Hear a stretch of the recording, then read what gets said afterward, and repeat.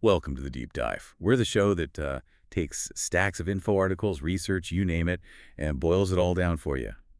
We give you those key takeaways, the shortcuts to getting informed, maybe with a few surprising bits, and hopefully enough interest to keep you listening. And today, we're looking at something really fundamental. Human connection, really. The act of offering help. But specifically, how to do it in English so you sound, natural, polite, not awkward or pushy. This deep dive is all about finding those practical phrases that help you sound less weird and more genuinely friendly. Right? It's that whole social dance, isn't it? How you navigate offering assistance. And our main source today is English Chat Cafe, offering help naturally. It's a great little guide, really practical, friendly stuff. We're basically unpacking how to go up to someone and say, can I help?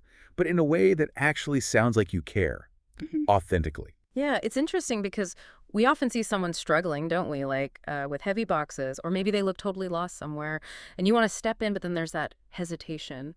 What are the right words? You don't want to sound intrusive or like you're ordering them around. You just want to make a genuine offer. Exactly. We've all been there. You see someone fumbling and your mind goes to, like, do you want help? Or maybe, Hmm. can I help you?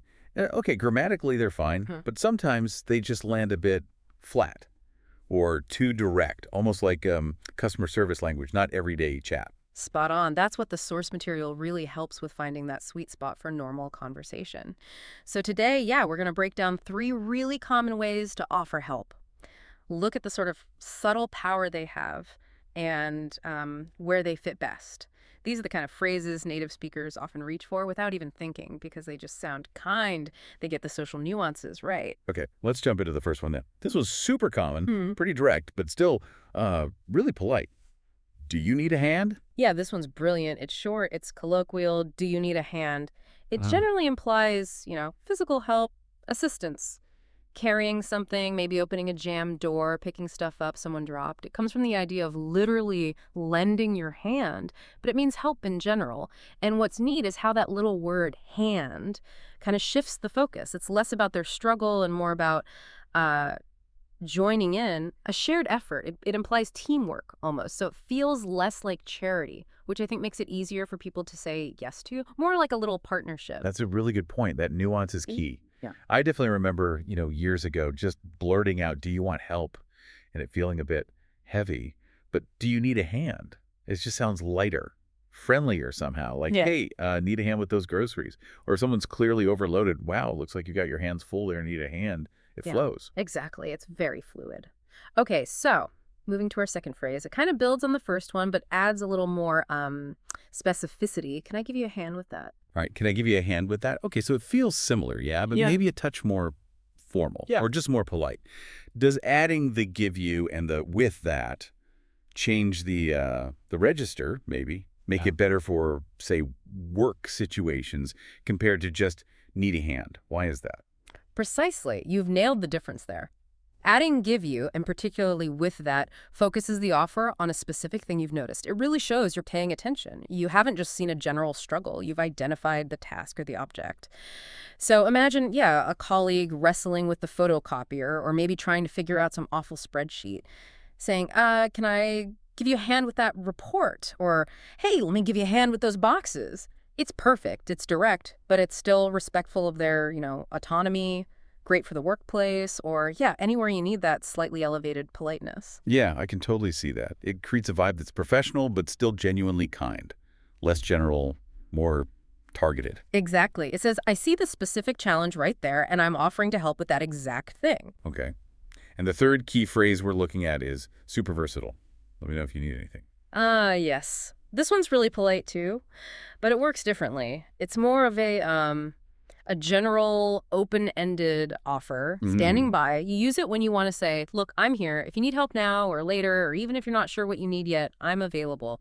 It puts the ball completely in their court, gives them control. So it's about making yourself available, but without any immediate pressure for them to ask right then and there. Mm-hmm. That makes sense. Perfect for when, like, guests arrive at your house. Or Mm-hmm. maybe in customer service, too. Or Yeah. especially, yeah, if a friend's having a rough time, you want to offer support but not be, pushy. You hear it like, okay, I'm just popping into the kitchen. Let me know if you need anything. Or my office is just down the hall. Let me know if you need anything. But it sends a clear signal. I'm willing without demanding they make a request now. Exactly. It's a very kind way to just signal accessibility. I'm around. I'm ready to assist if needed. Creates that safe space for them to ask later on. So this one's less about immediate physical help usually and more about that broader sense of ongoing support. Brilliant. Okay, so we've got those three phrases down. Do you need a hand? Can I give you a hand with that? And let me know if you need anything. Hand, hand. Let's make them really concrete. Our source had this nice little sample dialogue. So picture this. Someone named Lena is moving into a new apartment, struggling with some, awkward boxes. And her new neighbor, Dan, sees her. Just listen to how Dan uses these phrases. It sounds totally natural. Sure. Dan, hey there. Do you need a hand? Lena, oh, that's so kind of you. I've actually got 2 more boxes in the car, and they're heavier than they look. Dan, no problem at all. Can I give you a hand with those, Lena? That would be amazing. Thanks, Dan. Anytime. I'm just in 40 right down the hall. Let me know if you need anything else once you're settling in, okay?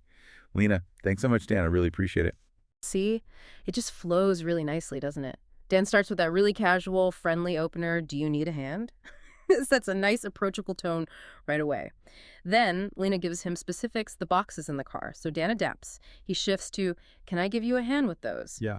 Makes the offer super clear, reinforces he's genuinely ready to help with that specific task, and then he finishes with, let me know if you need anything, which is that lovely gesture of ongoing support, building that neighborly connection beyond just this one moment. And that's really the goal for you listening, to sound natural, kind, genuinely helpful like Dan does there. It's amazing how these small word choices make such a huge difference in how your offer actually lands. The Force also gives some great practical alternatives if you're maybe used to slightly less natural phrases. Right.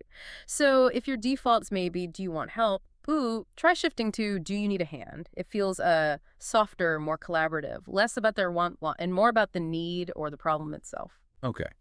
And instead of just a blunt, can I help you, which, can sound a bit like you're trying to sell them something. Can I give you a hand with that? Yeah, exactly. It feels more like teamwork, less intrusive. And for something like, tell me if you need help, which can feel a little abrupt, maybe even like a command, switching to, let me know if you need anything, just adds that layer of politeness, availability without pressure. These really are the kinds of variations you hear native speakers use all the time. And the great thing is you don't have to memorize rules, just practice saying them. Get your mouth used to the rhythm, the feel of the phrases. Good tip. Okay, so we've talked a lot about making the offer, but often it's a two-way street, right? Knowing how to receive an offer of help, whether you actually need it or not, Yeah. that's also pretty crucial for things to go smoothly. That's definitely somewhere I think people, including me sometimes, can stumble a bit.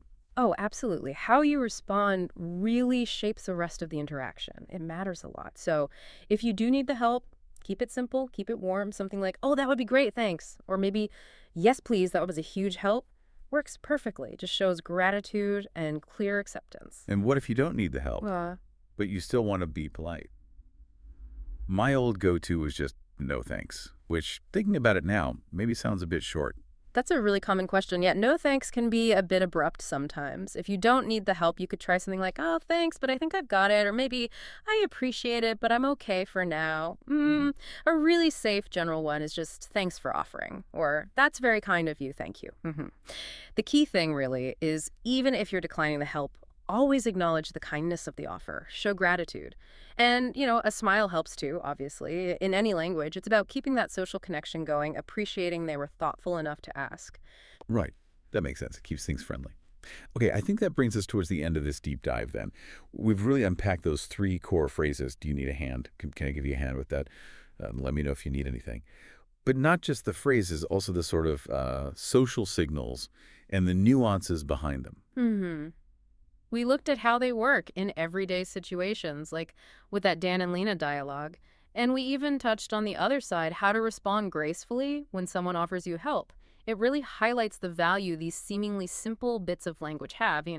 Understanding the pragmatics helps you sound more confident and just genuinely kinder. So here's a little challenge for you, listener. This week, give it a go. Try using one of these phrases in real life. Could be anywhere, helping a colleague at work, holding a door open, just checking in on a friend maybe. Remember, being kind and learning a language, they often go, well, hand in hand, don't they? Makes interactions better all around. Yeah, definitely. And maybe one final thought to leave you mulling over. Think about this. How might mastering these small, polite ways of speaking do more than just improve your English? Could it actually, maybe subtly, deepen your connections with people, help foster a more sort of empathetic, collaborative vibe around you. Just consider the ripple effect that simply offering a hand in the right way might have. That's a lovely thought. A great place to wrap up. Thanks so much for joining us on the deep dive. We hope you feel a bit more informed, maybe more confident to try these out. We will catch you on the next deep dive.